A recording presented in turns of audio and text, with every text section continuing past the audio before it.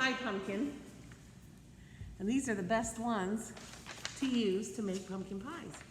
So our song today has to do with pie pumpkins. And it's called Let's Make a Pumpkin Pie. And kiddos will be bringing these song sheets home this next week. What can you make with a pie? Pumpkin, a pie, pumpkin, a pie, pumpkin. What can you make with a pie? Pumpkin. Let's make a pumpkin pie. First we mash the pumpkin pulp, the pumpkin pulp, the pumpkin pulp. First we mash the pumpkin pulp. Let's make a pumpkin pie. And then there are other verses that you can add. Like then we add some sugar, then we add some eggs and milk, then we add some cinnamon, and then we mix it all together, then we bake it in the oven, and then we get to eat it.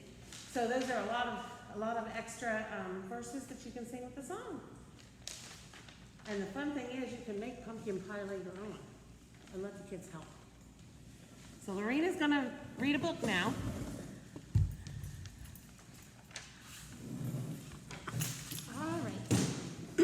The book we're reading today is called The Littlest Pumpkin, and it's by R.A. Herman, illustrated by Bettina Ogden. The Littlest Pumpkin.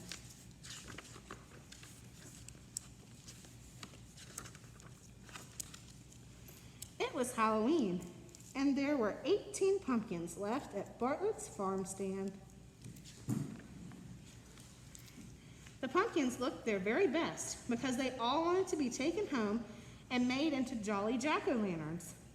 The littlest pumpkin had the biggest dreams of all. She saw herself shining in the dark with ghosts, monsters, witches, and fairies gathered around her singing a Halloween song. And today was the day when all her dreams were going to come true.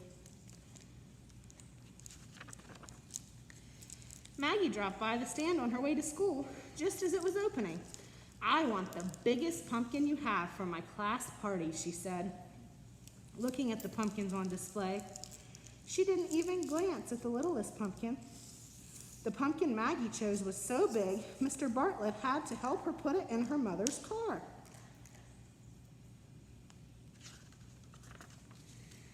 Then the twins arrived. Jess wanted the roundest, fattest pumpkin. Jen wanted the tallest, skinniest pumpkin. They both knew exactly what they wanted their jack-o'-lanterns to look like.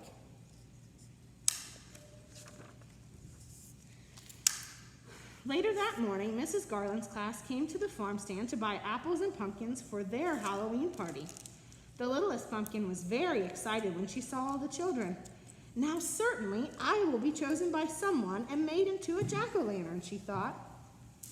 But no one chose the littlest pumpkin.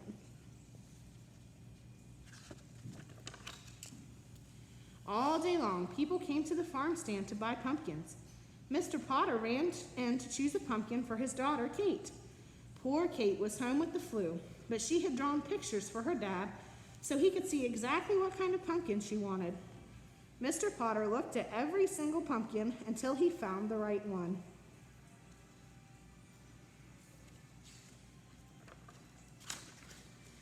The sun began to set and only 4 pumpkins were left at the farm stand.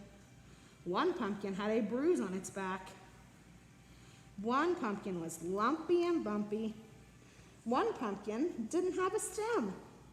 And the last pumpkin was the littlest pumpkin.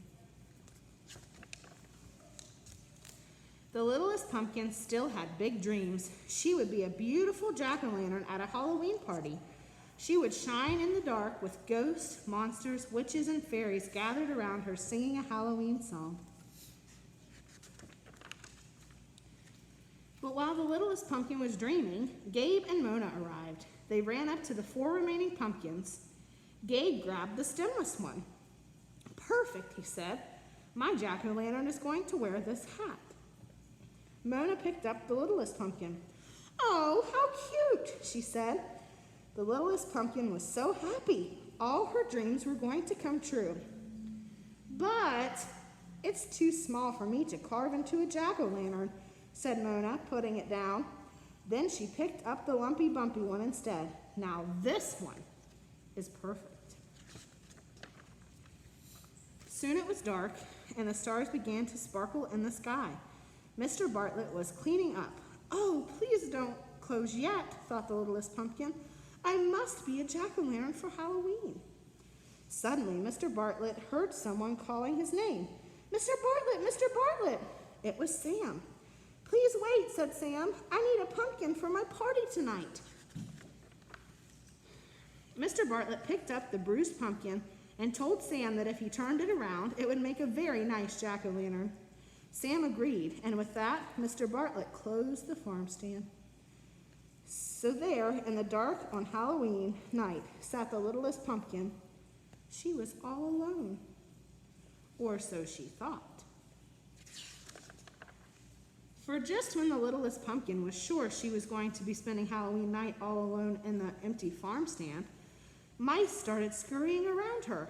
They were decorating everything, wearing tiny costumes and carrying all sorts of Halloween goodies. And before the littlest pumpkin knew what was happening, she found herself in the middle of a Halloween party. Mice dressed in costumes were bobbing for cranberries, playing pin the tail on the squirrel, and eating cheese and crumbs. Then the best thing of all happened. The littlest pumpkin was turned into a jack-o'-lantern.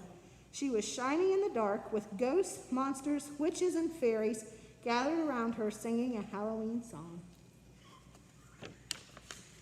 All her big dreams had come true on Halloween night. All right, I hope you liked that book, and now we're going to turn it over to Miss Marilyn for her activity. Miss Marilyn, you have to tell me if it's... And I don't know about you, but playing pin the tail on the squirrel sounds like a lot of fun. Okay, well, we're going to do a fun activity today that's going to help you build muscles in your hands and count and match and identify numerals. So I have some cards with numbers. And if you notice, there's some seeds drawn on the cards underneath each number. And that just tells you, that's kind of a clue. You can count the seeds to find out what the number is if you don't already know the number. And for parents, the activity that we're going to do is also going to help children build those fine muscles in their hands that will eventually help them be able to hold a pencil so they can write their name. Also to do different things with their hands, like zipping their coat up and using beads and things like that. So in this cup, I have some pumpkin seeds. Some of the kids painted them for me a couple years ago, so they're kind of orange and glittery. But anyway, all we're going to do is we're going to match some pumpkin seeds to the pumpkin seeds on the cards. And then we can count the seeds, and then we can also identify the numeral when we count the seeds.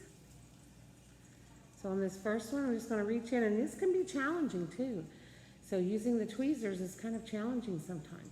So I put 1 on there, so I match that. That must be a number 1. And I'll put some more on this one. There's 1, 2. There's a number 2.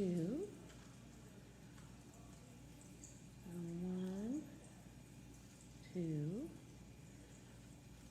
3. There's a number 3. And you can go on to number 4 and 5 also. So just use construction paper or cardstock and just write the numeral in or draw a pumpkin, whatever you want to do. It doesn't even have to be that. It can just be a piece of white cardstock with a number, whatever you want to do. And it's very simple to make, and kids really enjoy doing this activity, and it helps them a lot. So we thank you so much for joining us today. We hope you enjoy the activities, and we'll see you next week. Bye. Bye.